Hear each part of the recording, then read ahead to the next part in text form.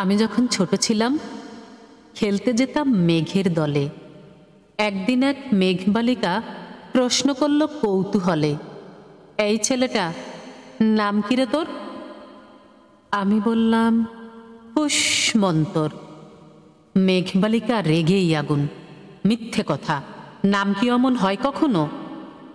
আমি বললাম নিশ্চয়ই হয়, আগে আমার গল্প শোনো। সে বলল শুনবো না, যা, সেই তো রানী, সেই তো রাজা, সেই তো একই ঢাল তলোয়ার, সেই তো একই রাজার কুমার পক্ষীরাজে, শুনবো না আর, ওসব বাজে। আমি বললাম তোমার জন্য নতুন করে লিখব তবে? সে বলল সত্যি লিখবি? বেশ, তাহলে মস্ত করে লিখতে হবে, মনে থাকবে, লিখেই কিন্তু আমায় দিবি।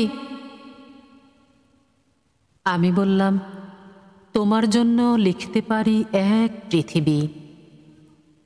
লিখতে লিখতে লেখা যখন সবেমাত্র ২-৪ পাতা, হঠাৎ তখন ভূত চাপল আমার মাথায়। খুঁজতে খুঁজতে চলে গেলাম ছোটবেলার মেঘের মাঠে। গিয়েই দেখি চেনা মুখ তো একটিও নেই এ তল্লাটে। একজনকে মনে হলো ওরই মধ্যে অন্যরকম। এগিয়ে গিয়ে বলি তাকেই, তুমি কি সেই মেঘবালিকা? তুমি কি সেই? সে বলেছে মনে তো নেই, আমারও সব মনে তো নেই।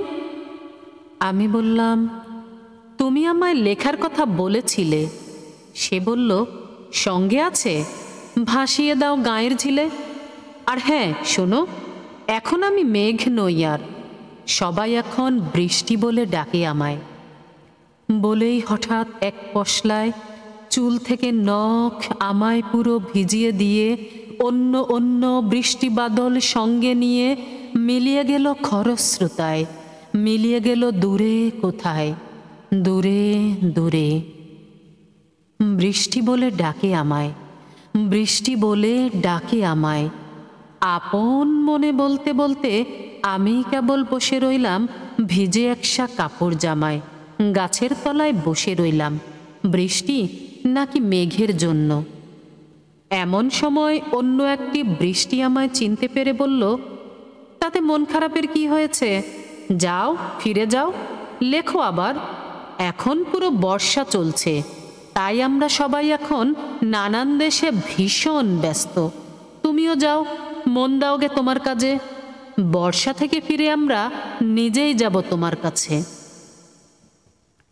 এক পৃথিবী লিখব আমি, এক পৃথিবী লিখব বলে ঘর ছেড়ে সেই বেরিয়ে গেলাম, ঘর ছেড়ে সেই ঘর বাঁধলাম গহন বনে। সঙ্গী শুধু কাগজ কলম, একাই থাকব, একাই দুটো ফুটিয়ে খাবো, ২-১ মুঠো ধুলোবালি, যখন যারা আসবে মনে তাদের লিখব, লিখেই যাব। এক পৃথিবীর ১০০ রকম স্বপ্ন দেখার সাধ্য থাকবে যে রূপকথার, সে রূপকথা আমার একার। ঘাড় গুজে দিন লিখতে লিখতে, ঘাড় গুজে রাত লিখতে লিখতে, মুছেছে দিন মুছেছে রাত। যখন আমার লেখবার হাত অসাড় হলো, মনে পড়ল সাল কি তারিখ, বছর কি মাস, সেসব হিসেব আর ধরিনি। লেখার দিকে তাকিয়ে দেখি এক পৃথিবী লিখব বলে একটা খাতাও শেষ করিনি। সঙ্গে সঙ্গে ঝমঝমিয়ে বৃষ্টি এলো খাতার উপর, আজীবনের লেখার উপর। বৃষ্টি এলো এই অরণ্যে, বাইরে তখন গাছের নিচে নাচছে ময়ূর আনন্দিত। এ গাছ ও গাছ, উঠছে পাখি, বলছে পাখি, এই অরণ্যে কবির জন্যে আমরা থাকি। বলছে ওরা কবির জন্যে আমরা কোথাও, আমরা কোথাও, আমরা কোথাও হার মানেনি। কবি তখন কুটির থেকে তাকিয়ে আছে অনেক দূরে, মাঠের পরে, বনের পরে, নদীর পরে, সেই যেখানে সারা জীবন বৃষ্টি পড়ে, বৃষ্টি পড়ে, সেই যেখানে কেউ যায়নি, কেউ যায় না কোনো দিনই।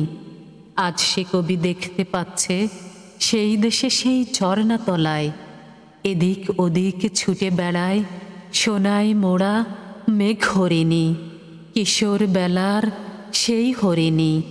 সোনায় মোড়া মেঘ হরিণী, কিশোর বেলার সেই হরিণী।